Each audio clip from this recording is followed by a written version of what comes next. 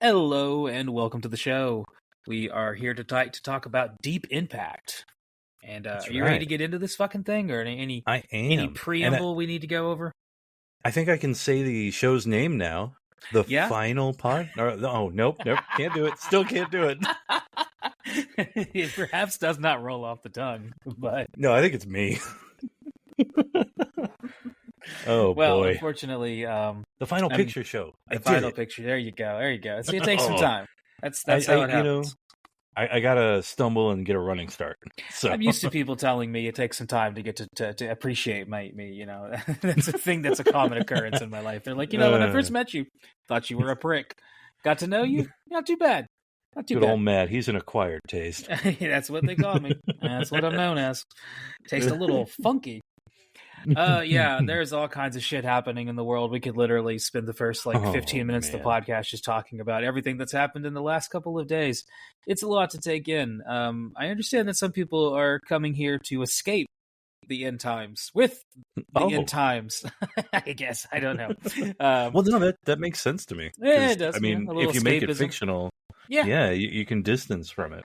So true. It's very true. And this movie tonight is, I guess, as close as trying to be a fictional account, trying to be non-fictional, because God, does it fucking try so hard. Oh, yeah. Oh, boy. Let's just get into the movie. Otherwise, like I said, we'll spend forever talking about Master Blaster and the Grim Fucker and all the band of loonies that have befallen the world upon us. The reverse Robin Hoods. The reverse Robin Hoods, which is interesting that you brought that up, because that was in the Reddit news today, because that apparently got edited on Amazon Prime. They took out all the references to fascism in the beginning of it. And now at the beginning of the Robin Hood, it just starts with like a blank scroll. And there's no reference to the fascism and anything like that. It's, I guess if you're looking for the Russell Crowe Robin Hood movie is, there you go. You're going to have to go check those DVDs, which is weird that we're talking about it, because we have talked about that movie at least 2 or 3 times across these shows, which is weird to be like, the Russell Crowe Robin Hood movie? Yes. I don't know why we keep bringing it up, but for some reason it keeps fucking showing up. Be like the only thing. I don't even know if I've seen it. I don't know if I've ever finished it. I know I started it and kind of got bored, But it's now it's our fucking thing. If we ever get to interview Russell Crowe, which will never happen, but he's drunk. Maybe one day he does. I was about to say, he's like, or I just could bump just into stumble him. in. Yeah, you just stumble on in. We can pretend to be Russell Crowe. Fighting around the world, mate. And and he'll be like, Russell Crowe, what do you want to talk about? I'll be like, I want to talk about the fucking Romper Stomper first off, and fucking Robin Hood. That's it. Nothing else. I have no knowledge of your work beyond those 2 films and some other movies that I like of his. So, going into Deep Impact, this movie came out almost exactly to the day that we are recording this episode. So we are recording on May 7th, 2025. This movie came out on May 8th, 1998. Far out. One of these days we will accidentally intersect and it'll be perfect. But this one was unintentional, but almost that close. Yeah, this is our closest. Just like the fucking movie. We almost died. Got it. But nice. Barely missed it. There you go. So this movie had a hell of a production history. So this is one of the reasons why we should just get into it. This goes on for a while. This movie goes all the way back to the 1970s. Mm-hmm. Yeah, that's how long ago they were trying to make this movie. All the way back to the 1970s. Yes. Because in one way, it's a remake, and we'll explain how in just a moment. Ooh. Stay tuned. So this was ended up on the lap of Mimi Leder is her name, and this is a female director. Not the first female director we talked about, but the first in a while, which is kind of cool. Yeah. She, mostly known for TV shows, directed LA Law, Crime Story, stuff like that beforehand. The big thing she had done before this movie was The Peacemaker, that movie with George Clooney and Nicole Kidman. Oh, I know which one you're talking about. Yeah, I don't remember anything about that movie other than I distinctly remember, I don't know why this is burned in my mind, but of all the memories I have, I remember going to Blockbuster on this particular evening, and I remember renting, it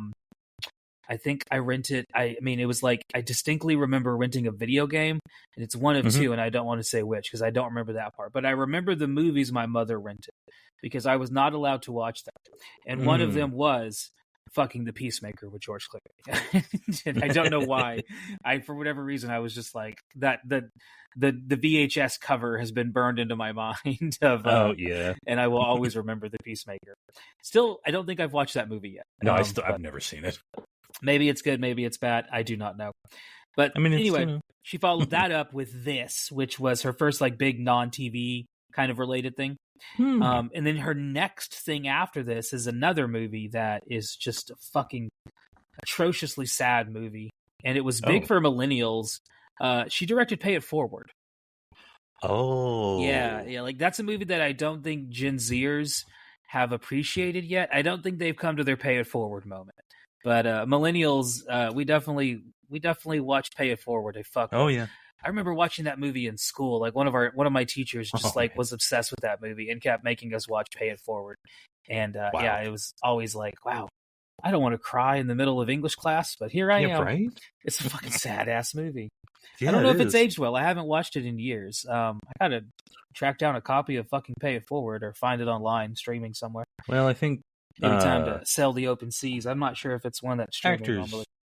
Actors specifically haven't really aged well. That's true. True. Both of the male leads in there have had some problems, some worse than others. Yeah, I was going to say, I find them both problematic, different levels, but, different levels. So after Pay It Forward, she kind of going back to doing TV shows and doing a bunch of other stuff. She's actually like got a name in Hollywood, and like her mom, dad, kids, in-laws, family, like everyone in her family has been all over Hollywood for a very long time. So kind of like a nepo baby galore here. I was going to say I was going to say legacy, but legacy, these nepo, are words. These are interchangeable to me. Honestly, written by two interesting people. So this movie was written by Bruce Joel Rubin, who himself was a director of a couple of movies, My Life being one of them, which is kind of a really sad Michael Keaton movie, but mostly known as a writer. That one. Yeah. Mostly known as a writer. He wrote Ghost, Jacob's Ladder, Stuart Little, and Stuart Little 2, and a lot of other movies. He actually went to school with, I think it's Martin Scorsese and George Lucas, or I'm looking at his stuff right now. I'm double checking myself here. Well, he went to school with Brian De Palma and Martin Scorsese. Yeah, they were all classmates at NYU. So all three of them kind of ended up doing different things. And Brian De Palma directed one of the first scripts that this guy would write. So using those contacts for that. Ended up doing a lot of stuff. He's actually like a meditation teacher. There's a lot of interviews with him on Facebook where he kind of gets into like spirituality and meditation and things like that. So kind of like that's cool. Kind of like an interesting esoteric dude. One who is kind of like those old school filmmakers going back to like the 70s, who kind of I guess maybe doesn't get talked about as much as some of his in this case his classmates. Yeah, really. Co-writing here with him is Michael Tolkien, who wrote Gleaming the Cube, another one of those movies that we have somehow talked about all the time. I love it keeps that coming up. It is a good movie. I enjoy it too. He also wrote Deep Cover 187 on an undercover cop, and a movie that I really enjoyed, and I don't think people talk about it very much. And I'm not saying it's good, and I'm going to say it's underrated. And that's that Ben Affleck movie with Samuel L. Jackson called Changing Lanes. Oh, yeah. Yeah, he wrote that one, which is basically about like these two guys that have like a car accident, and it like spirals into like this whole like thriller of a story. And I remember really enjoying that movie. That's another one of those ones that like I picked up from Hastings, and like I think probably in college or maybe late high school. And I remember kind of liking it. And I remember at the time, I think it was when everyone was kind of going through like a fuck Ben Affleck period, the first Ben Affleck wave, right? And it was kind of like right in the crest of that fuck Ben Affleck wave. I think it was after like Geely, maybe right before it. I'm not sure. I would love to be famous enough to have a fuck me phase, a fuck you phase, like a cresting of like have like your David Bowie. Is he a Nazi phase? Like I don't know if we fuck with him. Kanye is like the only modern celebrity that I can think of. I guess there's probably going to be others. There's a lot of Gen Z celebrities. Like I don't know who the fuck Billie Eilish is. I could not point her out of a lineup. If you were like, which of these girls is Billie Eilish? I'd be like, I don't know. I plead the fifth. I have no fucking clue. But yeah, I Not wouldn't mind having a moment like Ben Affleck, or moments like Ben Affleck, where it's like, I don't know why, but I everybody kind of hates like, him. if I could have a guilty pleasure actor, it's probably Ben Affleck, and it's not just because of Phantoms. I think that he was the bomb in Phantoms. He was the bomb in Phantoms, but like he's done some good. He's directed and written some good fucking movies. The Town is a pretty good heist movie. The Town is amazing. Argo it's a pretty really decent good. heist movie. Argo's pretty good. Like, I like how we ended up on Ben Affleck here. Yeah, talk about Ben Affleck, a guy who was in the other Into the World movie that came out around the same time as this. Well, I mean, they're kind of inexorably linked by... Yeah. Eventually, we will have to talk about Armageddon, which, shameless plug, we already did. Go back and check our back catalog there. Going way back, about 6 months ago. I want to get this out of the way, though. I think this is a superior one. I think I disagree. And I think I feel that this is superior now that you've told me a little bit of the background, and I can get into that once we get into the whole thing about like the 70s stuff. Yeah. Okay. Interesting. Yes. Yeah, I think I liked Armageddon more than this. I don't know. That makes a lot of sense to me, though. That speaks to my personality. Give me that fucking Michael Bay. Oh God. Speaking of Michael Bay, let's get into the cast. So if I ask you why you like it, you just say, shut the fuck up. Shut the fuck up. There you go. Nice. Let's get into the cast, I suppose, and then we'll get into the background of the movie. So, huge ass cast. God damn, this is a massive cast. I can't talk about all of them because it'll take us fucking forever. Oh, I was about to say, we'll be stuck. The cast is so large that when you look it up online, it's broken into segments where it's like the spacecraft cast, the Messiah, and then it's like the MSNBC cast, and then it's like the school cast, and then it's the government from the White House, and then there's like and everybody fucking else. So there's so many people in this movie. So this is an ensembles movie. Yes. Like more than one ensemble. Yeah. I like that. So we got Robert Duvall, who has been in a ton of movies. Like To Kill a Mockingbird was one of his first fucking things. That's right. So he did some stage work before then, but also in True Grit. Also he was in a really good episode of Twilight Zone. He was early on. Yeah.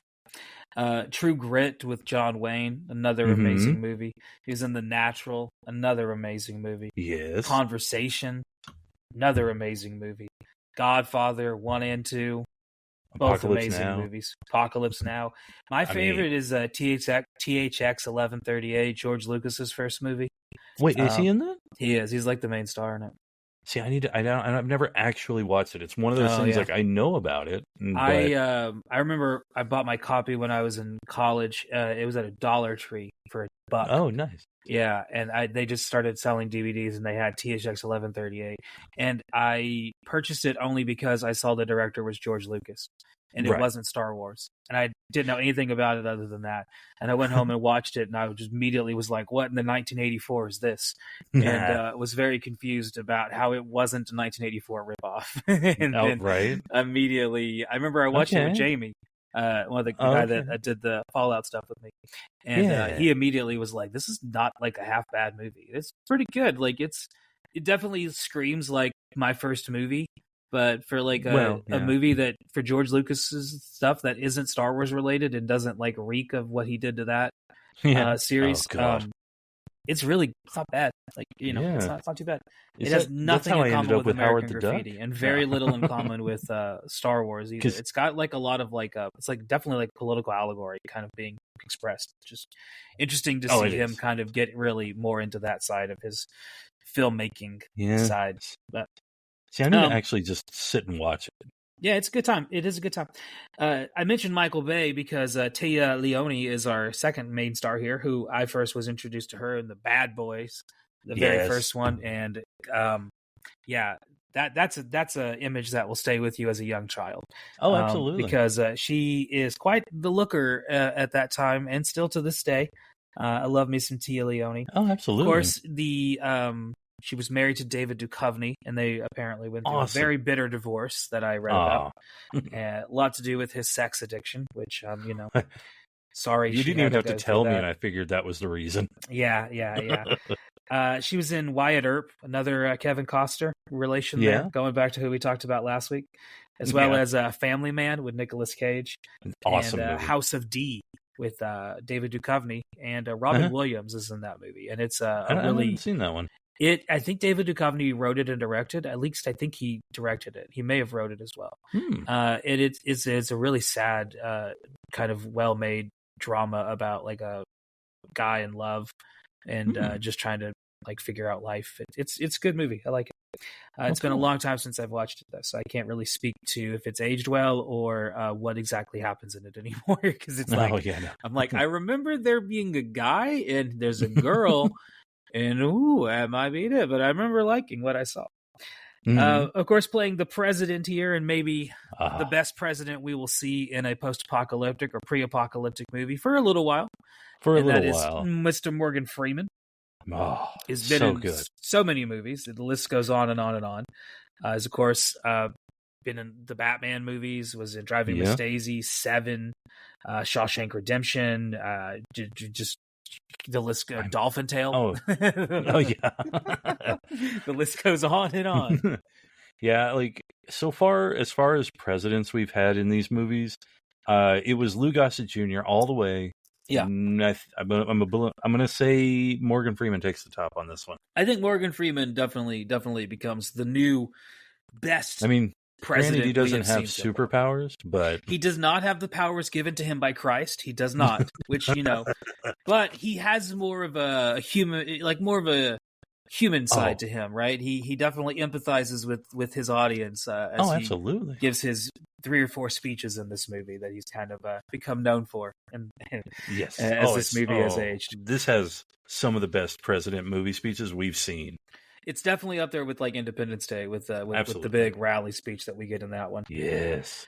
Let's see. We got Elijah Wood, who's obviously in Lord of the Rings, Ice Storm, Faculty, God, just so many other things. He was in that animated movie 9. He did one of the voices. We'll probably watch that one day. Yeah, that's pretty good. He's in like, oh man, I remember watching him when I was a kid, like in movies like I think Radio Flyer was one. God, what was that other movie? Forever Young. I think he's in that one with Mel Gibson. The Mel Gibson. North is another really good one with Bruce Willis is in that. Actually, there's a bunch of people in that one. Yeah, that's another one of those movies that I completely forgot about. Holy shit, North. I think about that movie way more than I should. That's like a fucking forgotten '90s movie. Goddamn, North. Wow, I'm the only one keeping it in my keeping is it. Is North your I was going to say North is like your Warriors of Virtue. Is it like this movie that you're like, I'm going to keep talking about it. I don't give a shit if no one else is listening. Honestly? The world needs to know. Honestly, yeah. I mean, because, you get Reba McEntire in there. You got Bruce Willis. You got, there's just so many people. She loves her kids. Reba does. Oh, Lord have mercy, that girl. She's got to make some money. Oh, speaking of making money, here's some more people in this cast. Maximilian Schell, who was a famous Nazi actor, way long going back to like wartime. So, kind of stuck out amongst the Germans at the time for being like a famous actor who was decidedly like, no, fuck the Nazis. I don't give a shit if it costs me my career. And I think it kind of hurt his career in Germany. He ended up finding his way to America and was in a bunch of things. Probably the one thing that we'll talk about next that he's in is Black Hole, the old Disney movie from the 60s. He was in that, and that is another pre-apocalyptic movie. Of course, the first one of our NASA astronauts to die is Jon Favreau. However you want to say his name. More of like an actor, director now. Yeah, he barely really in this. He does not plays very against type. You would not it's not what I was expecting. It's not Swingers. It is not, no. Which, nor is it Elf, which is his other thing that he's probably most known for outside of like the Marvel movies. Well, he did a lot of the Avengers stuff. He's kind of was definitely on board with Iron Man early into that, and kind of segued into doing a lot of one of my intros to Jon Favreau besides Swingers was PCU. There's another movie PCU. I'll carry with me. That's a good one too. Me and my wife both love that movie. It's a fantastic so good. movie. It's one of those movies that is aged oddly. I can't even say it's aged poorly. It's just weird to watch it in the context of 2025, knowing that like a lot of these people would be acting very differently now. It's also. And oh god, soapbox. I don't know. Like everybody talks about how everybody's so sensitive nowadays. It's like, no, it's always been around. Shit. Like we didn't invent it. So. Yeah, no. It's like people who complain about like, oh well, people are saying video games were like spoiling kids' minds and stuff like that, or like TikTok is ruining kids' minds and things like that. There's fucking articles back from like the fucking 1700s about how books are going to ruin kids' mind if we let them read too many books because of the printing press evolution. Like, it's the whole thing kind of repeats itself again and again.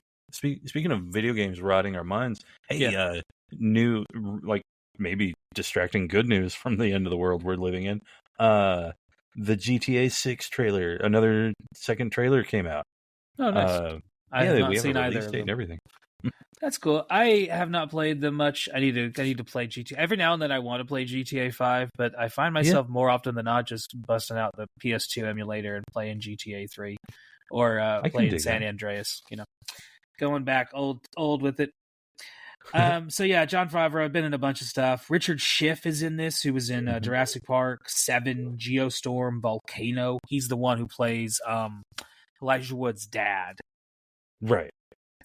And the main love interest of Elijah Wood is a girl that I had a total fucking boy crush on, LeeLee Sobieski, who looks just like fucking Helen Hunt. That was the main reason for me. Yeah, my main reason was 2 movies that she was in that I used to watch a shitload of. I'm going to say Glass House. Glass House was one of them, yes. Do you know the other one, though? Oh, God, what was that other one that she was in? It was a horror movie. It was a horror movie. Paul Walker. Steve Zahn. Oh, God, what was that? Oh, Joyride. Say that again? Joyride, that's right. Yeah, I saw Joyride in theaters. Ooh. Don't know why. Don't know where. It's just kind of like right place, right time. It used to be a thing. Your parents would drop you off at the movie theaters with like $10 and be like, "Go watch a movie, fuckers." Me and your mom are gonna go pork in the bathroom or something, right?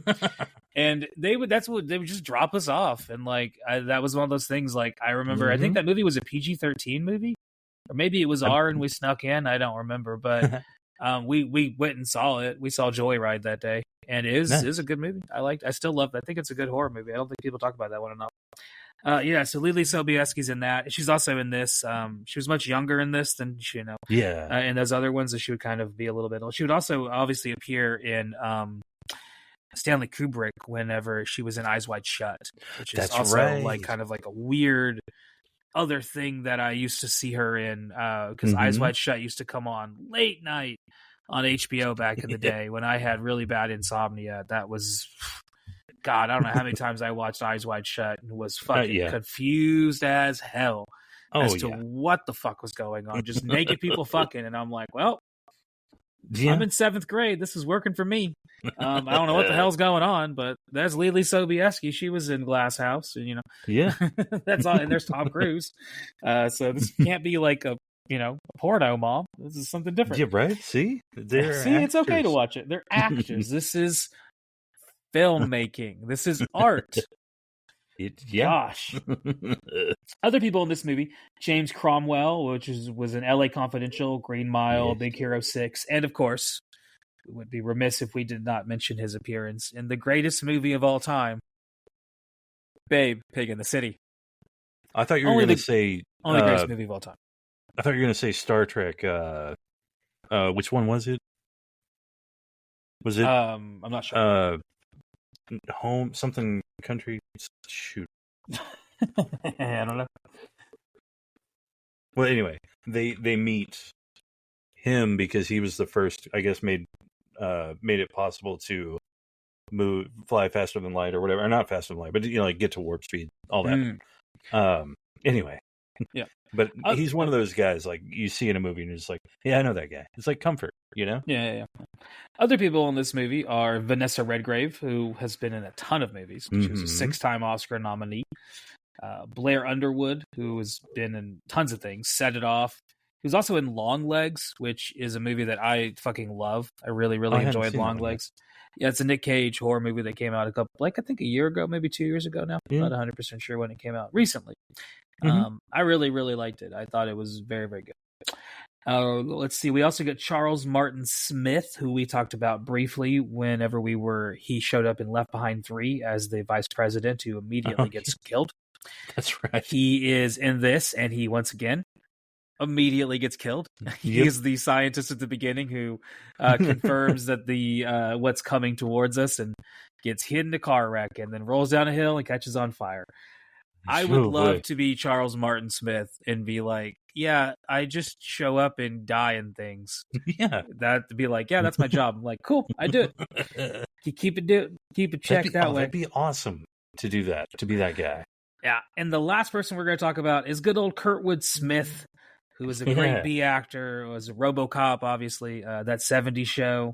Yeah. Time to Kill, Dead Poets Society, tons and tons of things Kurtwood Smith has been in. That 90s show he shows up in, which that was a cringy watch. That was a hard time. I haven't watched any of that one.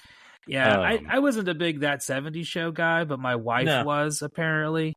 And so when we got together, I had to start watching a lot of That 70s Show because she really loved it. She doesn't watch it as much anymore because of some of the actors are terrible fucking people. Yeah, it's a little hard to watch now and not just be like rapist. Yeah, right. Rapist. I mean, racist. I was going to say, don't forget on the teacher, Mike O'Malley plays the teacher. Yeah, I struggled because at this time in like 98 or whenever this was, Mike O'Malley and Jon Favreau a little too similar looking. I was like, that was not I don't know if that was a good call, but yeah, it works. It works. All right, so that's our cast, more or less. Like I said, we could go deeper in and go to all of them, but the list goes on, and that's pretty much the big ones that we're going to see. So let's talk about the background of this movie a little bit. Yeah. So like I said, going all the way back to the 1970s, this was originally kind of discussed as being a remake of the movie When the Worlds Collide, which was a 1951 movie, which itself was a version of a 1933 novel. Whoa. And in that movie, here's what happens. So they discover a rogue star is headed towards the Earth. They have 8 months to construct a ark to survive. There is a lottery in which people are chosen. And there's a whole subplot about the lottery and the billionaires involved and how the billionaires are contriving each other and backstab one another. And there's a whole like religious thing going on where like the mission is sabotaged by a religious cult who thinks that this is God. It's a whole other thing going on. But you can see where they took a little bit of inspiration from this with like the discovery of the rogue star, 8 months to construct these arcs to get people to survive through this, and a random lottery being how people are going to be chosen. So that was the original idea. It was in 1970. They were like, let's remake When the Worlds Collide. And so they pitched it to a bunch of different people. It ended up on the lap of Steven Spielberg. So Steven Spielberg was originally going to direct this, but he wanted to borrow elements of a book that had recently come out. This is in the 90s now. And this was an Arthur C. Clarke book called Hammer of Gods. And in that book, what happens is an asteroid is discovered coming towards Earth. They decide to send up NASA astronauts to nuke the asteroid. That breaks it into 2 smaller pieces. One of them misses the Earth. The other hits the Earth. And this leads to a bunch of tidal waves and destruction. Trillions of people die, but humanity perseveres. And the ship that is led up to the asteroid is commanded by a veteran pilot who has years of experience. You can kind of see how they took both of these, the movie and this book, and kind of just pushed them together and made a new thing. And that's exactly what Spielberg was going to do. And he decided at kind of towards the end of the production to not do it. And so instead he became a producer. and this was one of the first movies produced for his new DreamWorks studio that he was in charge of. So he was still involved, but instead he kind of used this time to work on another movie that he had more interest in doing, which would eventually become Amistad.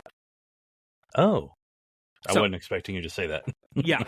So Steven Spielberg kind of had some interest in this. Is not the first time we've talked about Spielberg. We also talked about him a couple episodes ago when we mentioned that he was almost going to do another movie, but instead chose to do World of Worlds, and that would take decades to come out because of other things going on that he would be involved in. The man is a busy man. He's a busy man. Yeah. Oh yeah. So that's kind of the background in a nutshell of how it started off and where it came to be. So it's now appropriate to me. I was going to say it's appropriate to me that it started out in the 70s, because to me, and I realize now this is what I like about this movie so much, is that you could really, like, I could see this movie like from the 70s. Like, yeah, I actually have one of my notes that you could do this movie as a fucking stage play. Oh yeah. Like it really doesn't need special effects or any kind of. It's all the drama is all in the tense struggle to survive and the conversations between the characters as they're realizing that death is coming. Like it's coming. There's nothing you can do about it. The difference between this movie and Armageddon, where Armageddon was much more preparation based, like it was about the mission. Where this movie, the mission is almost like a side plot, it takes up virtually very little, the initial mission and success or failure of it takes up very little screen time in the grand scheme of the movie. Yeah. So whereas in Armageddon, it's the bulk of the movie. It is, yeah. So like when things are happening, like in Armageddon, whenever they show fragments of the meteor just destroying cities or something, not very impactful, really. Yeah. And I didn't mean that as a pun, but there you go. But, it didn't really, like, rise to the drama, I guess, Yeah. It's a little bit different. Because the drama's all in our central, like, main group of characters. And this, like, how this movie has ensembles, like, groups. Mm-hmm. That one, of course, only has the main one group. Yeah. So it's very insular. In this movie, actually, originally, they wanted more people in it. They actually wanted another, like, a forward perspective outside of America, where they wanted to have other characters from other countries and how they were responding and other things like that. Like, we don't see any of that. We only get the American perspective here. See, I think Morgan talks about what other countries are doing, and we hear it referenced on the news, like there's mass looting in Mexico, there's this, there's that, but we don't go and see any of those countries to know what the hell is going on with any of them. Right. That's just not something we have here. Yeah. And a lot of that, the only reason they didn't include that was because of budget reasons. That was it. Like, this movie was budgeted far differently than Armageddon. Armageddon was a big budget. This movie, the budget, you can tell when the budget comes because it shows up at the very end of the movie. And then it's like, here comes the money. So this movie did help start the launch of MSNBC. So originally the network that was going to be involved was CNN. And in the scripting phase, that was who they had originally drafted it to be. Was that the anchor was going to be from CNN. However, CNN pulled out their support, and so instead, MSNBC had kind of started this relatively new network at the time, which was kind of covering news, but also bringing like internet perspective and tickers and all these kind of like new modern innovations. And that was MSNBC, and they, needing the exposure, agreed to be on this movie and so this kind of like helped launch them a little bit because you're seeing like a lot of like MSNBC is all over this fucking movie. Oh yeah, it is all over the place. So they're getting a lot of product placement just everywhere. And so like it was nominated for a bunch of different awards when it came out, and it's a very kind of divisive movie to some people. It's definitely got, I think it's like 60% is what it sits at for most places. It was actually nominated for several stinkers. Which is like another, which is like a whole subcategory of awards similar to the Razzies, but like a different thing. But it was also nominated for several awards for like best sci-fi film for the Saturn Awards. It lost that award actually, to a tie that year for Best Sci-Fi Film at the Saturn Awards, and that tie went to Dark City and Armageddon. Oh, yeah. That's and it lost for Worst Supporting Actress for Téa Leoni. She lost to one of the actresses from Lost in Space, which is another movie that I think is not as bad as people say it is. It's not. I have fond memories of that movie. I have fond memories of Lost in Space. I'm not going to say it's good, but it's not as bad as people think it is. No. And it also lost Worst Screenplay to Godzilla. So kind of a little bit of all over the place there when it comes to that. And for a long, long time, for at least a couple of years, 3 or 4 solid years there, this was the highest grossing film directed by a woman in the world. That would eventually be supplanted, but for a long time that was the record. This was it, right? And in terms of how much money this movie made, the budget was $75 million. Ended up making $349 million. Oh, there you go. Made a lot of money. Was definitely not a failure. A lot of people, I think of it as this movie as a failure compared to Armageddon. Right. And both of them were overwhelming successes. Like they both had their market and their place. And this movie isn't bad. Like we started off the podcast by saying that you thought it was really good, and I was like, I liked Armageddon a little bit more. Well, yeah. It's not to say this movie is bad. It's just there's some things that I would change about it for sure. There's some things I would change. So I'd make it so 70s. But I love 70s movies, so that's my favorite. Well, before we get into the plot, let's talk about everyone's favorite time and, of course, our transition. Oop, there it goes. We'll edit that out. That's fine. There you go. Yes, people, it is time. It's time for Travis Trivia. Travis, are you ready to play your game and guess what songs were in the top 5 in the United States on May 8th, 1998? I am ready to struggle with understanding popularity. All right. Number 5, Everybody.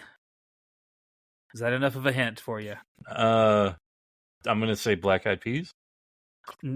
We're in 1998, so... Oh, 98. No, never mind.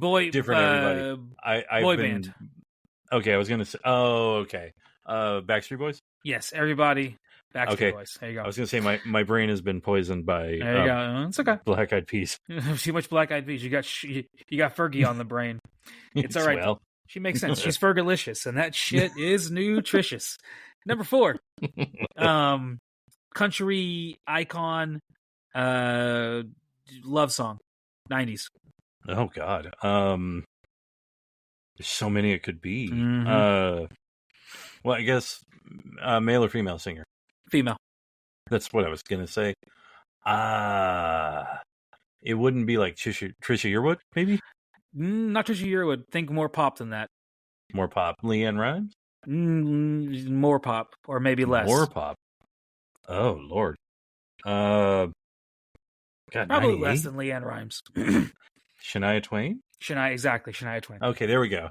I was going to say, I was having to think about LeAnn Rimes' discography. I was like, God, here I am, a almost 40-year-old man rolling through the Rolodex of LeAnn Rimes.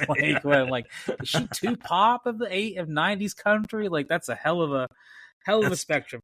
Yes, Shania Twain. Any guesses as to the song? Oh God, it's a love song? Yeah. Oh yeah. The main songs I remember from her were songs like, I don't know, like That Don't Impress Me Much, or Yep, that's a good one. That is a good one. I can't think of a love song.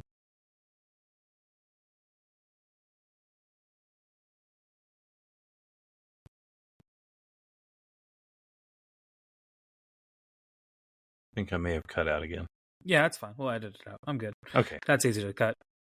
But no, I don't believe I can think of in fact, the only song I can think of hers is That Don't Impress Me Much. Well, this song is You're Still the One. Oh, that's right. Yeah, another one that has a music video that I have burned into my brain. Yeah, there you go. I don't know if I remember that music video. I used to watch so much MTV. There's that was the thing, back whenever there wasn't a whole lot to watch late at night when you were super fucking stuck up and you couldn't sleep. Watch a lot of MTV music videos or VH1 music videos, and lots of that. Number 3 is is a boy band, more hip hop oriented, very similar to the Backstreet Boys in name only. I was going to say Boys to Men. I like that you went there the other way, the other direction in the name. Oh. So instead of boys, focus more on the street part. Okay, I don't think I know. That's okay. The song was "I Get Lonely" by Blackstreet. Oh, Blackstreet! I forgot about that. Yeah, lost '90s big pop band for a little while there. That's right. Number 2, I can't give you any hints on because I don't remember this song. But the song was "Too Close" by Next. Nope. I don't remember the top of my head, although I might remember the music video, so I'd have to watch it. Yeah. Number 1 is, oh God, I'm trying to think of some hints to give you here. 90s diva, got a hell of a singing range. Married to Nick Cannon, I think? Or was married to Nick Cannon? Mariah Carey? Mariah Carey, yeah, good job. And the song was "My All." Not a song I'm familiar with, honestly. I don't know that at all. So some popular songs at number 4 and number 5, and some songs that we are oblivious to at 1, 2, and 3. Not too bad for the 90s, honestly, because a lot of times I have no idea any of these things. I'm like, I kind of remember that song. Yeah, but, my 90s is very. I found out I have a very. I don't know. I hate the word hipstery, but I have a very esoteric. That's a good one. That's a good one. Yeah, my 90s was very different than what was popular, because like I was talking to my brother and he's like 6 years older than me, and I was like, "Hey, you remember the band Ween?" And he's like, "No." And I was like, "Oh, all right, never mind." So, I like it. That's a good one. I do remember the band Ween very, very vividly. Here's a cool thing. Ween memories. Their kids are starting a band together. That's interesting. That's fun. That's Gene and Dean Ween's kid are their kids. They shouldn't have called their kids that. That's fucking stupid. No, well, I mean that's because that's not their real names. Okay, thank God. The band Ween, they named their names were Gene and Dean Ween, and and now their kids. Very Ramones of them. Together. Very Ramones of them. Isn't it? Yeah, I like it. All right. Well, we're going to take a little break and hear from our sponsors, which is us. You're going to hear what we're going to talk about next week. So stay tuned for that. And we'll be back in a minute. Hello, guys and ghouls. Thank you for listening. This has been a fun episode to talk about. We're talking about Deep Impact. And here's what we're going to talk about next week. We're going to talk about Another Elephant in the Room. Another movie that you and I have talked about a lot, but have not talked about on the show yet. It may be kind of an oddball, maybe a graffiti painted elephant in the room.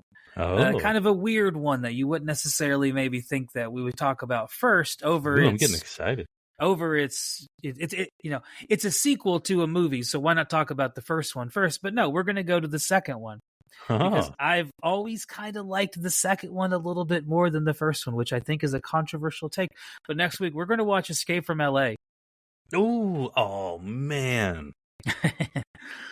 Oh, hell yeah. So stay tuned for that next week, and we're going to jump back into Deep Impact. Take, by the way. That is a controversial take. I know. I'm fully aware of this. I'm ready to defend my take. So we'll hear that next week, and we'll jump back into talking about Deep Impact in just a second. Thank you guys for listening. Hey, welcome back from the break. I'm sure that was a fun experience to find out what we're talking about next week. I know I'm looking forward to it. Oh, I sure am. Let's get into this plot. Deep Impact. Let's get deep with it. And it's definitely, despite the sound of the title, not a porn. It is not, although you could easily turn it into one. Easily. So we start with some kids who are stargazing, and they see something big, and this is kind of where we get immediately a reference to some of the other stories that this was based off of, because this is exactly kind of what happens in one of those movies. Or the book, I forget which. And then we cut to a lonely pizza man who turns out to be a scientist who's also about to die, as he confirms what they see. And then he gets into his car, and one jet cola drinking trucker later. And now, unlike Armageddon, this scientist doesn't yell at his wife, "Get the book." He does not yell at his wife to get the book. No, there is no like casual, awkward misogyny and like weird. No, just a man who loves pizza. I had mad respect for him. That pizza order is the same order I used to get: extra cheese, pepperoni, and black olives. Hell yeah, Yeah. that used to be my order. I love some pepperoni and black olives. Yeah, used to be my order. Two gives me heartburn now. Right, as I've gotten older, everything fucking. Those of you youngins listening. Here's what being in your late 30s is: everything you love gives you heartburn. That's it. Everything. If you have too much of anything, it sucks. So you have to learn moderation, or you just have to get used to keeping Tums on you all the time. I was about to say. Now, here's something I heard, and this is for our our contemporary listeners, the same age as us. I was told by someone older than me that just like a small spoonful of yellow mustard, just take that, and that apparently, I haven't tried it. I need to.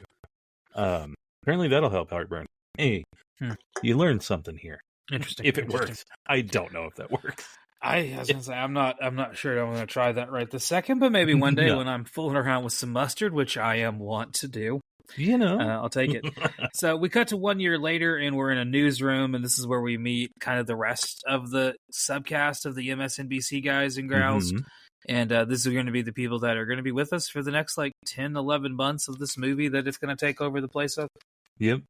So Téa Leoni, she kind of wants to she's kind of ambitious, right? She wants to move up in the world. However, she's kind of running into some problems with that. And so that's kind of her whole subplot. And in spite of that, she's kind of thinks that she has this lead about what she thinks is going to be this affair that's going on with these politicians. Really juicy affair. Ellie, she's I know that this is an affair, and that's kind of a whole side thing that starts the movie off. And that's the movie for the first few minutes of the movie. It doesn't know what kind of movie it is. Right. Where it's you got these kids, and then now we cut to this guy who dies, and now we're a year later, and we're following this journalist as she's investigating this sex scandal. And the movie doesn't really, it kind of clues you in little by little what's happening, but it's very subtle. It's not it's a very interesting pace at this point. It's completely different than Armageddon. Oh, absolutely. They are, other than the fact that they are similar topics and they came out around the same time, they have nothing fucking in common. No. Vastly different movies. Different tones, different ways they present the world, different kinds of characters, different everything about them is different. Oh, yeah. Well, because Armageddon is very much a movie of its time. Yeah. And this movie, like I said, could be a 70s movie for all it could be. It really could be. Yeah, it has a lot in common with a lot of those 70s movies that had massive casts, Swarm, for example. Another massive cast, many fucking people. Yeah, there is, and it's kind of paced similarly to those movies. It is a little bit slower. I liked it so much. Yeah, actually, the main problem I had with this movie is that I wish it was longer. So whereas The Postman is a long ass movie and needed to be cut down, this movie is exactly 2 hours. Exactly. And I think you could easily make this movie 2 hours and 20, 2 hours and 30. And I would be fine with it because there's a lot in here. And not all of it gets room to breathe. And I kind of wish it would. I think more of this would have made it a little bit. I think more of this would have been better than trying to condense it to the 2 hours. I get it. Oh, totally. But, I feel like you could have done a little bit more here and that would have been good. So I was watching this on the DVD copy I have an old DVD copy of it, and I hadn't actually, I think, ever really watched the DVD of it. It's one of those ones that I bought for 50 cents. Anyway, the audio quality is fucking atrocious on the DVD. Oh, so really? if you have a DVD copy, hopefully the Blu-ray is better. I don't know.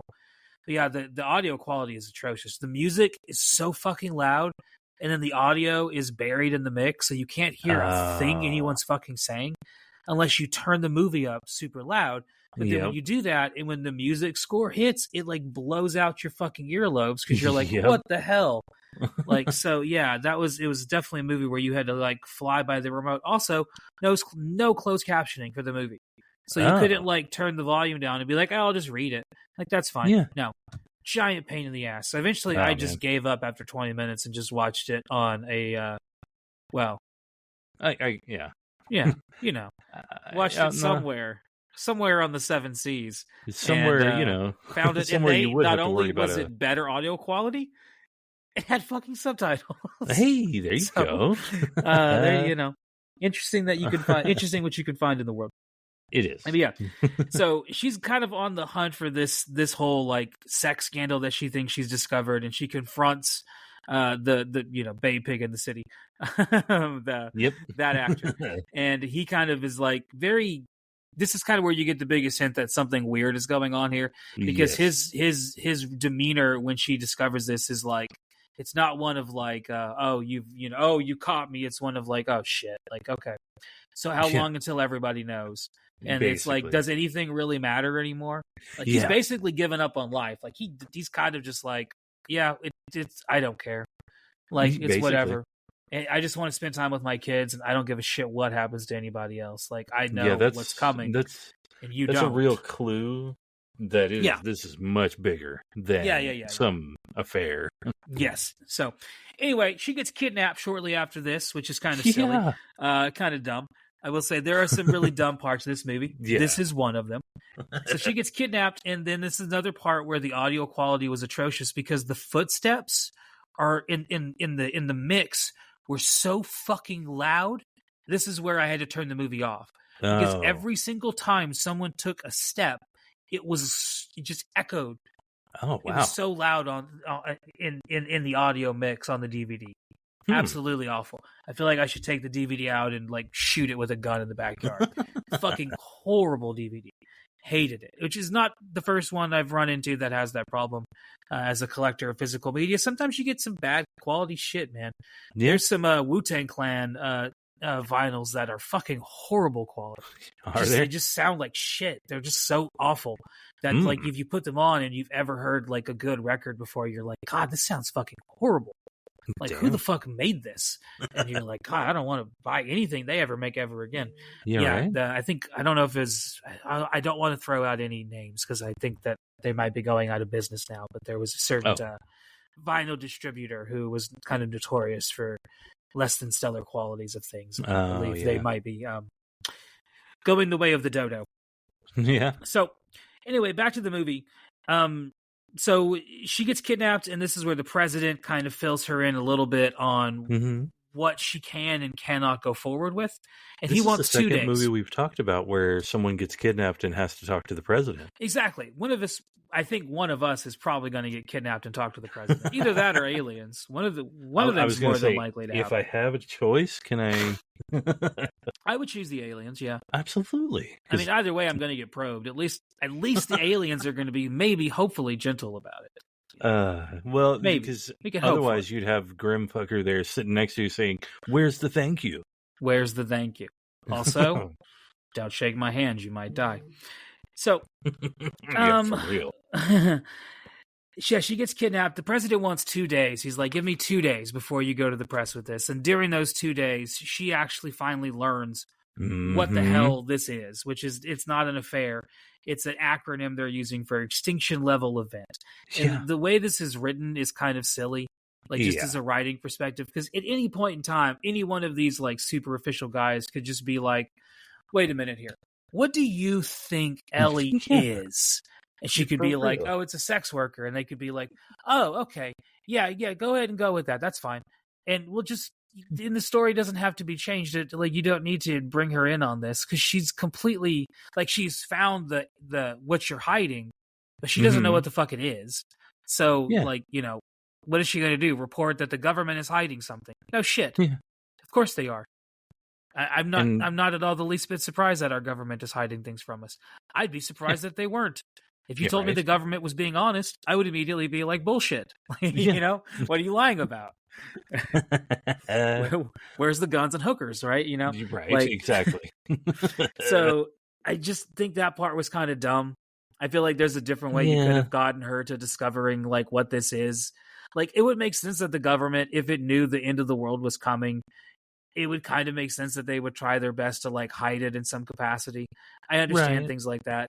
That would kind of make some level of sense. But her discovery of it is just really contrived.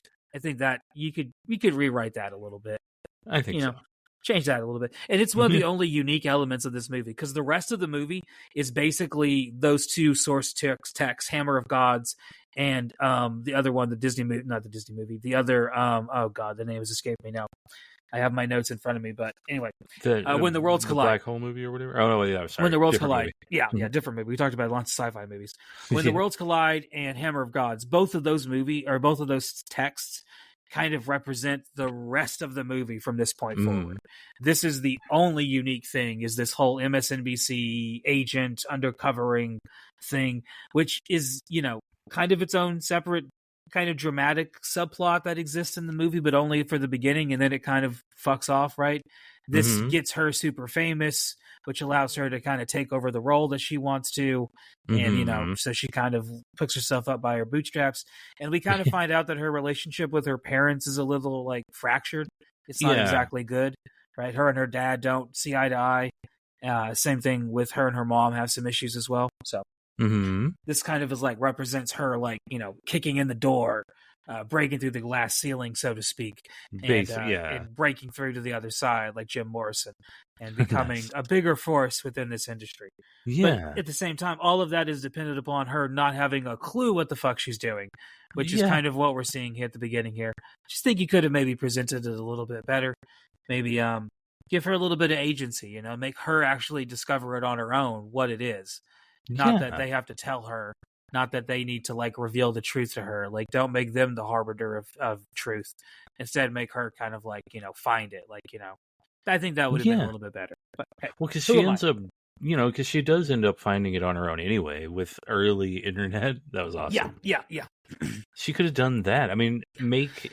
Yeah, I would have just cut out the whole president like telling her to wait 2 days and all that stuff. I don't think you need any of that. Yeah. No.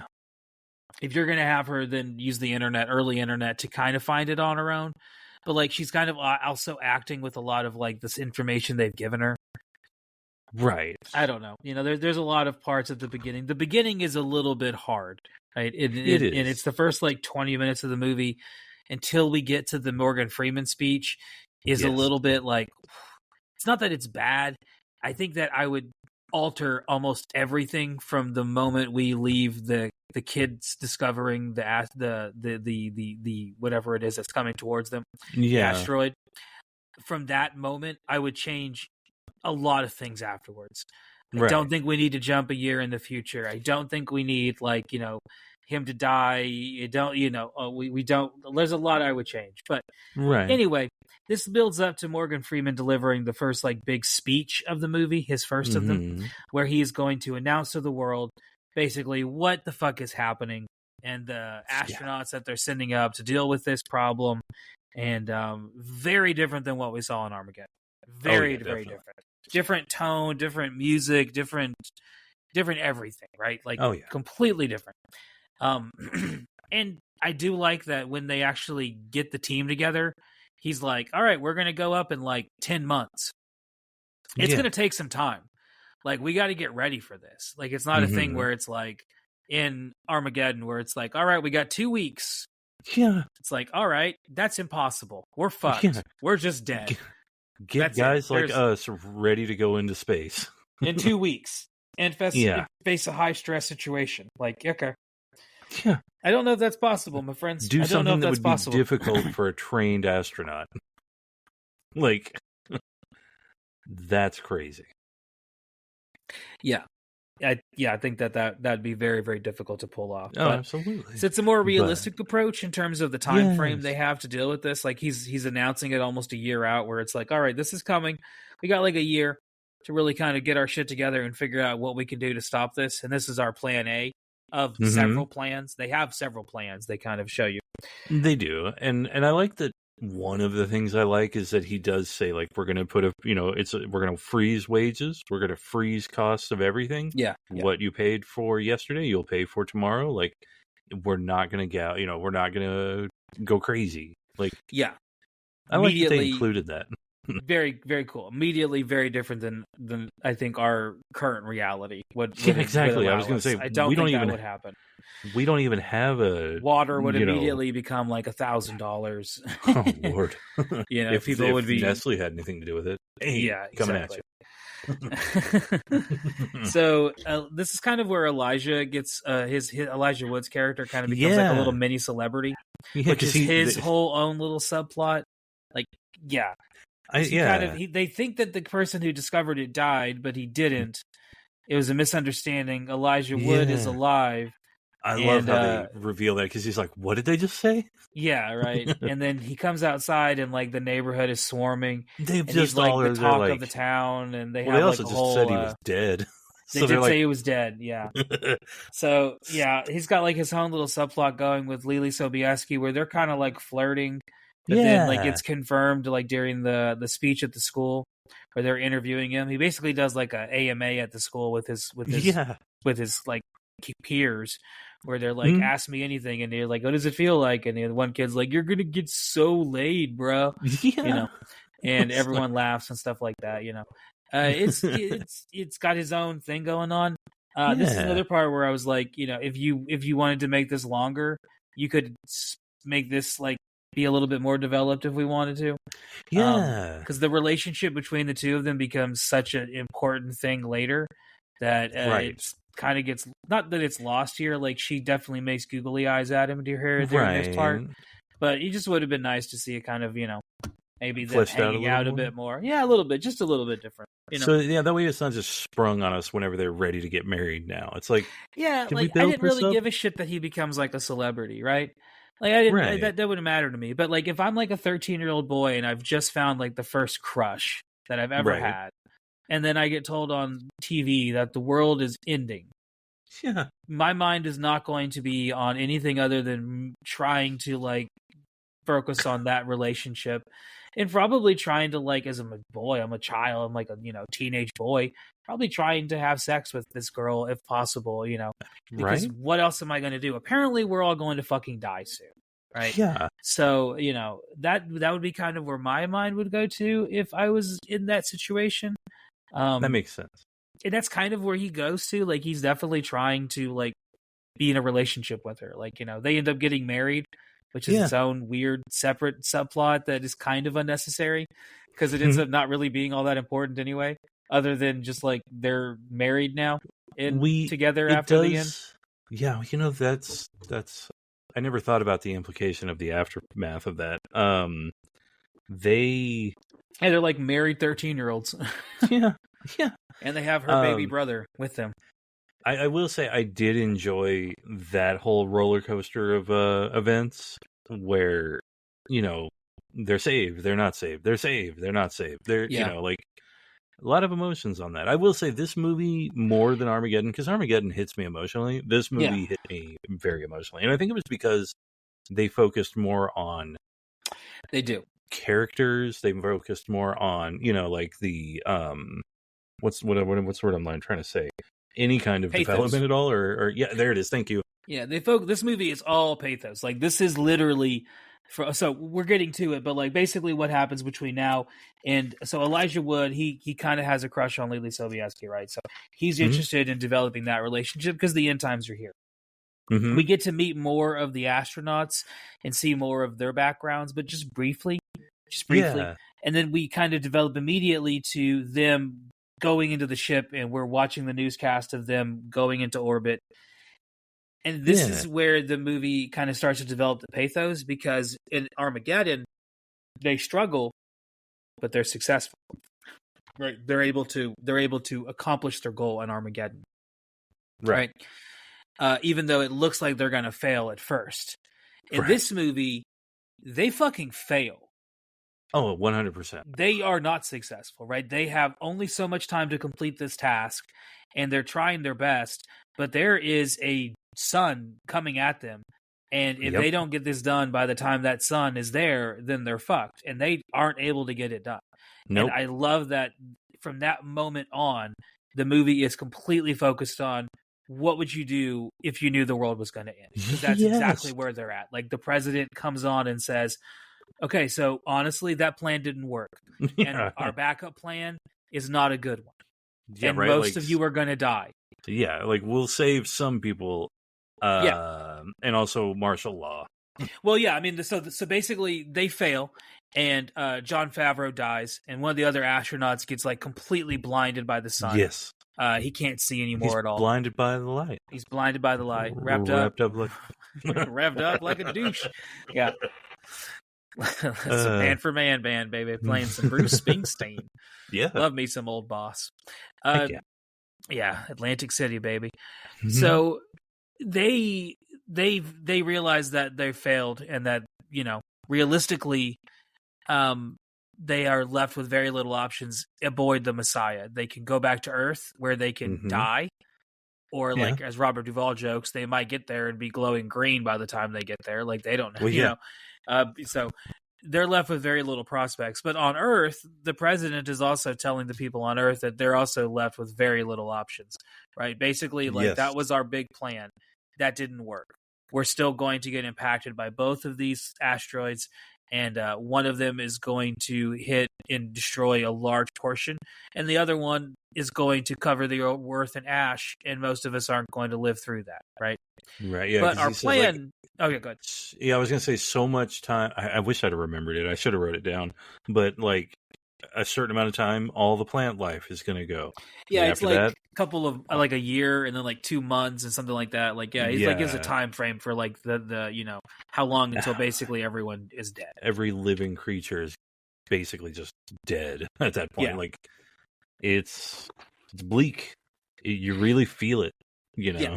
And their options for survival, and this is where we go back to the source material where this movie was originally going to come from, because their plan for survival is basically in Missouri, we were preparing for this. We had a backup plan. There's this giant underground mine that we have created in which we are going to have reserved some spots for some certain people that are, up in the military, up in the White House, people running the country, so to speak. Yeah. And then everyone else is going to be an open lottery. No one over 50. Unless you're over 50, which, man, as I'm closer to 50, I was immediately like, shit, dude, that's hard to hear. I couldn't imagine hearing that on the news and being like, if the president, if good old Master Blaster there showed up and was like, all right, here's the truth, everyone. End times are coming, Jesus is coming back with a fiery sword and he's coming for us all. No one's safe, right?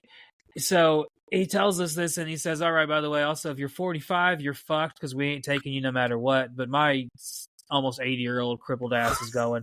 I would immediately be like, man, that fucking sucks. Yeah. And I even discussed this with my wife, and I was like, I don't know if I would kill myself like her mother does, though. I feel like if I knew that was happening, I would try to use the last bit of my life to... Hey, watch your mother mouth. That's awesome.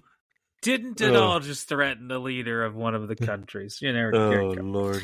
We'll move on from that. So, everyone is kind of facing what they're going to do Oblivion. with exactly, Oblivion. They're facing the end times. I mean, I feel like that's kind of what we do every week is think about it, but at the same time, it's maybe a little bit more perspective than most. Well, yeah, because this movie really, because when the president comes on, Morgan Freeman comes on and says, no one over 50, and I'm like, oh, I'm so close to that. Exactly, right. That's what I was like. Yeah, it's the same thing. Not that I'm closer to 50 than I am to 21. Yeah. So it's well, yeah, that would also kind of suck. Also, as I told my wife, we were watching together, and I was like, if I got chosen and you didn't, I'm not going. Oh, for real? I'm fine with that. I've also long decided, if the end times are here, I don't want to live through them. I'm good going. It's been a good run. I'll see what's on the other side. But I've not wanted to see how the end times treats the people that remain, because I feel lawlessness would run amok. And the president, like you said, he does declare martial law here in the movie, where he decides, all right, so anything like looting, vandalism, murder, anything like that, we're going to treat it very severely. And we still see that happening in the movie, even though he declared martial law, because in the newscast that MSNBC is running, she keeps mentioning there's looting in this place, there was lawlessness here. So obviously the martial law isn't really dissuading anybody.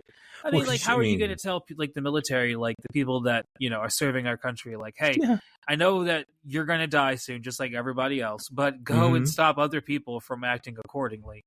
I feel like they might just let them do what they're going to do. I might just fuck off. if I was military, you know? I mean, there's already so many crazy people in our country. You give them nothing to lose, like nothing to live for, nothing to lose. Oh. Nihilism, you know? Yep. God damn. Sometimes you got to fight for the lion's share, and sometimes it ain't there. So Yep. we get a vastly different tone than Armageddon. Like I said, it's completely different. Back aboard the Messiah, Robert Duvall is trying to kind of read a book to the astronaut who has been blinded by the light, so to speak, Manfred Mann. And they're kind of joking about, you know, Moby Dick and whether or not he's read it, and they're talking about their kids, and then we kind of get more pathos, right? Like Robert Duvall is talking about his kids, like they're good boys. I didn't get to spend as much time with them after their mom died because, you know, being around them reminded me too much of her. So I intentionally kind of distanced myself, and I regret doing that, you know, now that knowing what I know. I thought that was really well done. And I also like that the guy that's been blinded is also very much like kind of like emotionally going places with them. Very different, very different than kind of anything we've seen before in some of these movies. But yeah, we don't get a lot of hijinks. Nothing really wacky happening here. No, but once again, this is another part where I really wish we had more time because we really don't spend much time aboard the Messiah. It's basically they drop off the first try, they fail. We cut to them deciding they're just going to go home. Then them realizing we can't make it home. And then we get into the end of it where they do the last bit to try to save the world, which they succeed on. And that's it. We're really only with them like 4 times. I wish we would have gotten a little bit more time with them. I think, there's I would have so liked many more time. subplots. Either we need to reel it in and cut some of these people the fuck out, or we need to fucking hit the bar and just make this a fucking massive story, right? Absolutely. Expand it to 3 hours. Like, give me the whole thing. We don't get that, though. We kind of get a very tight 2 hours. I mean, it is 2 hours to the minute. Yeah, because I can't even really remember Jon Favreau talking much. You know, I think he only says like maybe 4 or 5 sentences, and that's it. Like he's pretty much gone after that, right? Yeah. And so when we lose him, it's like, well, shoot. But it's not like, oh man, you know, because we didn't get to care. You know? Yeah, right. Yeah. So this is when they start doing the lottery, and Elijah Wood's character, his family is good because of his connection to discovering the asteroid. And they're allowing him to come, because that's what you would do with a high school nerd who joins a science club. You would let his whole family come on board. Your life-saving art. We thought this was a dead scientist, and now he gets to, you know. Yeah, right. Yeah. It's a little preposterous. But anyway, so they do that. And then Elijah's like, well, wait a minute. What about my girlfriend? And they figure out that, well, if you marry her, then she can come. And he's under the impression that her family will also be allowed to come. Yeah, because he sent a letter to the president. He's King Shit-a-Fuck Mountain. He can do it. He is King Shit-a-Fuck Mountain. He can do whatever the fuck he wants. It's the kind of mentality you would have at that age if you all of a sudden had this like little bit of prestige, and you would just be like, oh, they'll do what I say. And it lasts until it lasts until the fucking government shows up, and then they call them aboard the buses, and then someone puts their thumb on Bilbo Baggins and tells him, look here, bitch. Like, no, you're not allowed to just bring the whole fucking in-law family. Sorry. You can bring your wife, air quotes, wife. Yeah. You can bring your 13-year-old child wife. Yeah, totally. Bring her aboard. But no, you're not taking the kids and the mom and dad. Sorry, that's not happening. And so this pisses him off, and Sarah refuses to go without him. And their parents want Sarah to go. They're like, no, go. Like, obviously they want their daughter to live through this because they know they're probably not going to make it. And I think a lot of people are going through the motions, but also kind of know, like, we're not going to make it. But they end up separating, and we get our big dramatic scene as they drive away in the bus. Very Romeo and Juliet. Very, very Romeo and Juliet. Elsewhere, our MSNBC correspondent, her mom decides to give up the ghost. Yeah. She was 61 years old, and she knows she's not going. And so she was also dealing with a lot of like loneliness after they split up, so. And that's the whole thing, is like, this is her whole subplot, is in addition to the subplot of her wanting to like propel her career that we start with, her secondary subplot is that she feels like an orphan, and her dad have issues, that they're trying to resolve, and then her and her mom have issues, and then her mom and her dad have issues, and a lot of this is her dad is dating a much younger woman. And there's a lot of subplots. Like I said, this movie is full of subplots that kind of start and then kind of peter out, and you're like, okay, I guess that one wasn't as important as maybe the other ones were. I don't know. So that's kind of where we are in the plot, and we're nearing the end of it. We're down to the last 5 days, and we're getting to the Missouri bunker, and it's a complete madhouse as people are protesting outside the bunker, and some people are praying outside the bunker. Some people are pleading with the people going into the bunker, like, trade places with me, things like that. And this is where Elijah gets hung up on Sarah, though. Oh, yeah. I always thought it was kind of maybe not a great move on the president's part to say where the bunker is, right? Like, maybe reveal that piecemeal to the people. Turns out it was fucking Branson, Missouri. Some bitch. Come on down to Silver Dollar City.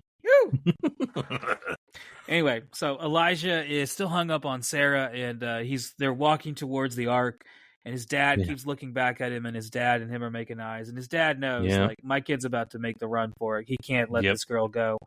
And so instead of just letting it happen, he decides he's going to address it, and he's like, all right, here, look, let me help you out. And so he gives him some stuff, and he's like, he's going to be fine. It turns out somehow, some way, he is okay. But yeah, they send this child, 13, 14-year-old Elijah Wood, off on your own. Go find your wife. It's a little silly. It's a little silly when you say the plot out loud. It's a little like, this is kind of silly. But yes, that is what's happening here. I'm trying to imagine being that age and my parents just being like, get out there and get, the world is ending, so get out there. We're going to the one safe place. You go to you, bud. Hey, I'm the only reason y'all, mom and dad, are even here, because you're fucking way too old for this list. Like, you wouldn't be here either. And but now you're gonna go out and we get to go in. It's like, is someone checking these people, right? What's going on with these things? What's going on here? No, I mean, I get it as a coward. I get it. A lot of these subplots just don't really work. Honestly, it's kind of the only issue I have with this movie is just a lot of the subplots just don't really go anywhere. And a lot of the subplots I would either change or just get rid of. We don't need them. There's so much shit going on in this movie. Yeah. So the new plan is to try again. And that also fails. So they try to shoot some bombs at it. Yeah. And that also doesn't work. So they're like, well, shit. So the president announces the failure. And he says basically, like, there's nothing we can do now. Things are going to get fucky. Yep. So here's what's going to happen. This is when he does the whole scene where he's like, telling everyone, like, once the first one hits, here's what's going to happen. It's going to be a tidal wave this high. Basically everywhere east of Tennessee River is fucked. And everywhere west of the Rocky Mountains is fucked. And then he's like, and then the next one's going to hit Canada, and that's going to send a wave of dust particles into the air so large that we won't see sun again for years, basically, So he's kind of laying it on pretty thick about what's going to happen. Yeah. And everyone is listening to him do this, all the parents. Elijah's somewhere with like a dirt bike and a bunch of Hispanics in the back of a truck. Don't know how he got there, but that's where he's at. And they're watching, they're listening to the news, and it's like, okay, I guess he got helped out by some people. I don't know. That's a subplot that comes out of nowhere. It doesn't ever go anywhere. How the hell he gets from Missouri to wherever the hell they were at. Yeah. Did they ever tell us where they start at? I don't where actually is Sarah? know. How far of a drive is he making? I don't know. Because it would have been somewhere east for sure. Yeah, right. So the waves in darkness are going to come, and it's going to be basically good luck, fuckers. Everyone's on their own.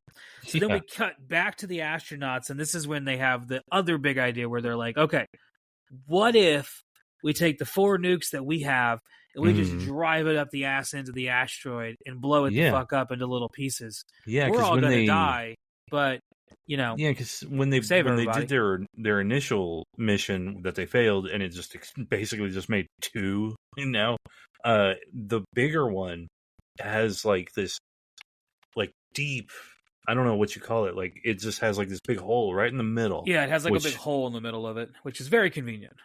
Yes, thank goodness. Thank goodness. Well, God, not for them, but well, yeah, they're all going to die, but they're going to get schools named after them, as they say. Yeah. So. Now, I will say the way that this is handled as a sacrifice hits a lot harder than Armageddon does. Oh, to yeah, me. Yeah. Oh, yeah. Because I mean, boy, oh God, do you feel it? Because I mean, it's them.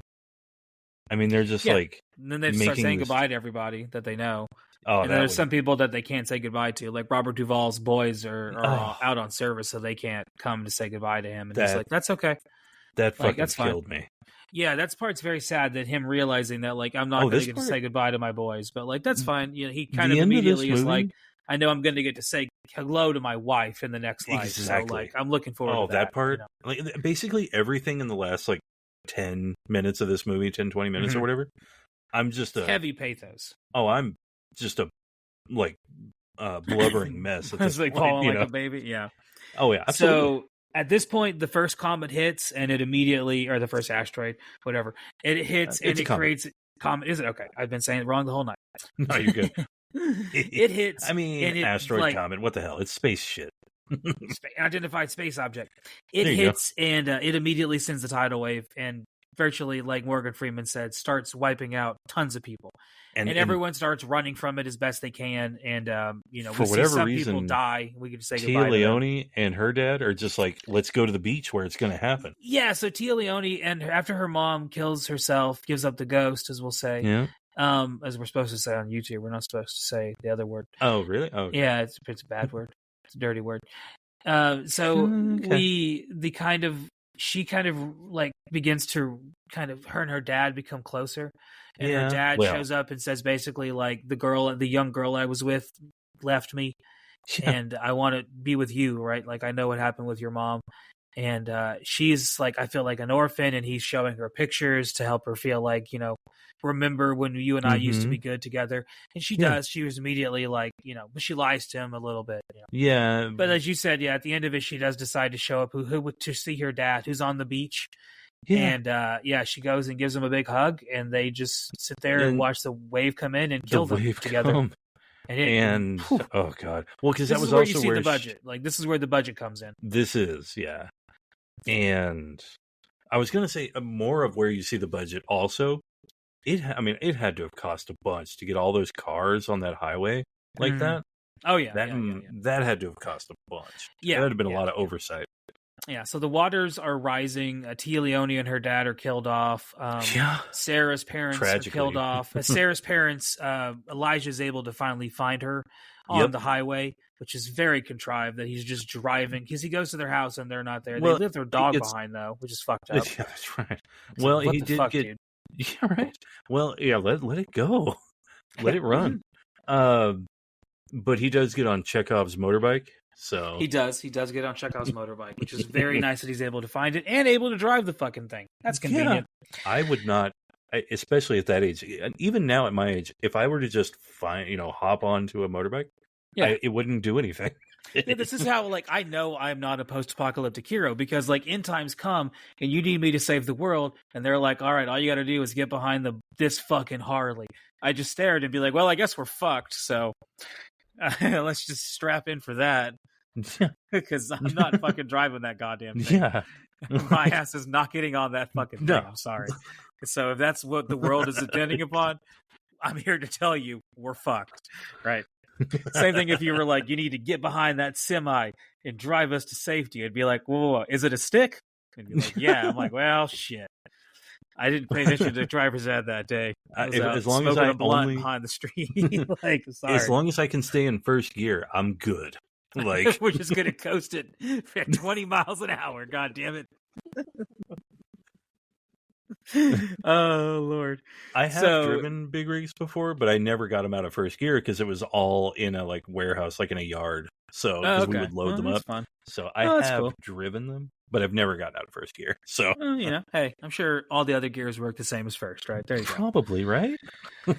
Oh Lord! So Elijah and Sarah and Sarah's little brother or little sister, I forget which. This is another scene hits me hard.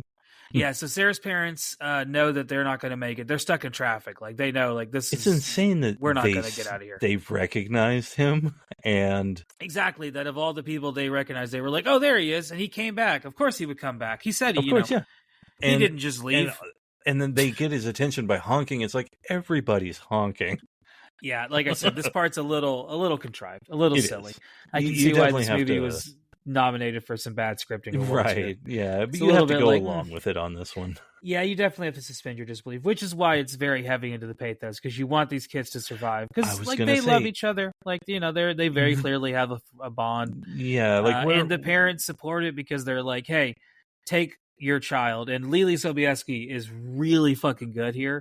Because she immediately shows on her face the emotional weight of being given your little sibling and told you are the parent now because we are going to die, and now you and your husband, you need to go and flee to higher ground and hope y'all don't die. You're the best chance this baby has to live. And I think she does a really good job. I think it's one of the best parts of the movie. Like you said, the last couple minutes of the movie are probably the strongest parts of the movie. Oh, absolutely. The panic and the fleeing of everybody from the waters and from everything else that's coming is really well done. Really well done. So yeah, everyone's fleeing. The roads are all fucked. People are dying. Like we said, Tia Leone's dead. Sarah's dead. Elijah and her are on the dirt bike, and they're going up trying to get to the highest ground they can. And at some point, they just ditch the bike and just start running on feet because that's the only way they can get up to avoid this rising water level. That's it's clearly a tough thing for them because they're all bleeding and bruised up and dirty, and it's like you really can tell this was a fight. They were this is what man versus nature all the way. And also nice to see that none of the people that are on foot were able to yank them off the bike and steal it. That's nice. Yeah, we don't get any once the stakes are here, that the end times are here, we don't raise them any higher, which I like. That it's not let's try to add another thing on. Now he twisted his ankle. No, it's just they need to run. That's fine. We don't. They don't. LeeLee doesn't accidentally drop the baby, and they got to hold him off of a crest. Nothing that's happening. Nothing, which is great. It's just focused on let's just survive, and they are able to get out of there and survive. We cut back to the Messiah, and this is when they're making their kind of doing their whole last minute goodbyes to themselves and to their other people that had come to say goodbye to them. Yes, and each of them gets a little scene, which is nice. Yes, it is nice. And then they do the final descent, where they drive into or they fly into the comet, asteroid, the object, so to speak, whatever the fuck it is. Yeah. And then it blows up, and it immediately blows up. There's no preamble, there's no nothing, or it's just it's shattered. Yeah. So that was Plan C, and that works, and that's able to make the world survive. So lots of people died, and they're still going to have this giant tidal wave that's destroyed. Basically, it destroys New York City. We even get to see the Twin Towers destroyed in this movie. That was interesting. And we get going back to a pre 9/11 Planet of the Apes moment when you could do things like that with the Statue of Liberty. Yes, the Statue of Liberty is also destroyed and gone. Yeah. All that's gone. But people survive. Humanity has made it through because of the actions of the Messiah, which is a allegory. There you go. I was about to say, perfectly named. And so what they were doing. The president gives a speech basically informing everybody that we've made it, humanity has prevailed. We are going to rebuild. Things are going to be different. But I like because he keeps saying, but the water receded. Yeah, but he does repeat that again and again, which is a great little poetic kind of way of that a president would other presidents would present a speech like this of this magnitude. With some kind of resounding emotional weight, where it's very thought out. And remember when presidents were good at speaking? Anyway, remember those days? Ixnay on the Ixbay, right?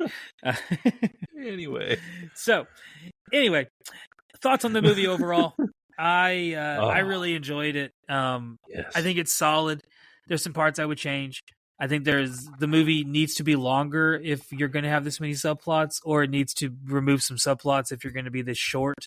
2 hours is just not enough time to do it justice. Compared to Armageddon, I started off this by saying that I liked Armageddon more, and I think that it's more that I'm more nostalgic for Armageddon because I saw Armageddon in theaters, right? I owned the VHS. I saw Armageddon a shitload more than I ever saw Deep Impact. For the longest time, I thought Deep Impact was like a ripoff of Armageddon. It wasn't until I finally sat down and watched it, probably from a Blockbuster rental, when it finally came out, that I was like, oh, this is like its completely own, separate kind of thing. I like it. Right? It's very much like, I would say the 60% that it has, I think fairly represents it. It's a very like good movie. I don't think it's an amazing movie. I think it has some problems, but I think it's very good. I think it's a very good movie. I'm with that. Yeah, and I'll say this movie and Armageddon represents something. As I was watching this, I started realizing like this is almost like an optimistic view of the end of the world. It's something that's outside of us, that we're not the ones destroying the world. This is coming from outside of us. You know, especially after watching a movie like Postman, where it's very much us, you know. It is 100% us. And, you know, other movies like Mad Max or something like that, where it's, you know, we are the cause of the end of the world. But movies like this, where it's coming from outer space, it's not even coming from within the planet. And that is, like, I don't know, I hate to say it feels optimistic, but, you know. It does, though. Yeah, it's like, you know, it has a more optimistic view of humanity than like Armageddon does, where in Armageddon, like the astronauts are fighting with against each other. Like we don't have any infighting. We don't. Here. Like now there everyone is at the beginning together. I would say, yeah, because you know the one that goes blind, he is very much resentful that they have Robert Duvall on here. He's just a face, you know. He's just to make people feel good, you know. He's a commercial, basically. Like they don't really need him. He's old, you know. He's past his prime. They need real like able bodies up there, but that goes away once they get up there. It goes away, and they kind of just. They're all about work, you know, like the mission becomes way more important than their egos. And I like that a lot. I think that's more how it would really go. Oh yeah, definitely. This is way more of a realistic kind of presentation of that. If such a thing is, if comparing these two movies and saying which one is more realistic, Deep Impact is far more realistic than Armageddon. And I would say like the way that they handle the subplots in this movie is definitely can be clunky for sure, and it leads to some weird decisions like writing wise and how they develop that plot. Like you said, I think if they would have just stretched it out a little bit longer, 20 minutes more, could have really resolved a lot of things and would have made it really solid, brought that 60% up, you know. And but I think for what it is, for what we got, it's good. Like you said, it's a good movie, and it's very impactful, very, very emotional, very much like that pathos of the word I could not think of. It's big time like that. Like, and it's not a thriller. It's not, you know, it's got the disaster movie thing going, and but it's more the emotional side of it. And I really appreciate that. Yeah. So, you know, and it has an old school vibe to it. You know, it's got that 70s feel to it. It just felt like that kind of movie. So, yeah, it definitely, you can see kind of like, as we talked about, where it kind of borrows from its source material very heavily. Yes. And if you kind of look at where it came from, you can kind of see exactly what they were going for. And it's pretty fun. Like I said, it's a fun time. It's a good time. It's a decent movie. Solid 6 out of 10. Definitely a fun ride. It didn't have as much nostalgia for me as Armageddon did, right? But maybe for other people it would, because if you've watched this more than Armageddon or watched this first, I could see definitely this sticking with you a bit more than maybe Armageddon would, especially with Armageddon's kind of silly, stupid, a lot of silly, stupid scenes. This movie didn't have any silly, stupid scenes. It just had a lot of things where it's like, God, I wish there was more of that. Or, well, that was kind of went nowhere.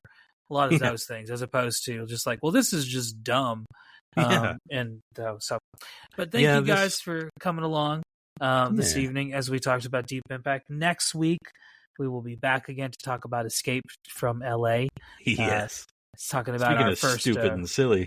Yeah, right. Our first ride on our first John Carpenter movie, and our first time looking at a different version of the post-apocalypse. One that involves maybe some CGI surfing.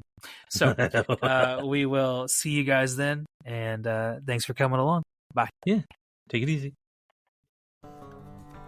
Hot damn, college boy. Thank you so much for listening.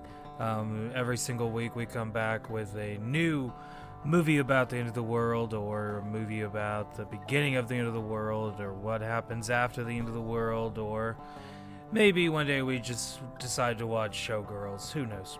Right? But every week we are coming back, and thank you so much for stopping in this week and listening to the whole episode and hearing our thoughts on whatever train wreck of a movie I chose to force my friend to watch this week. I'm a good person like that. And thank you for also being a good person. There you go.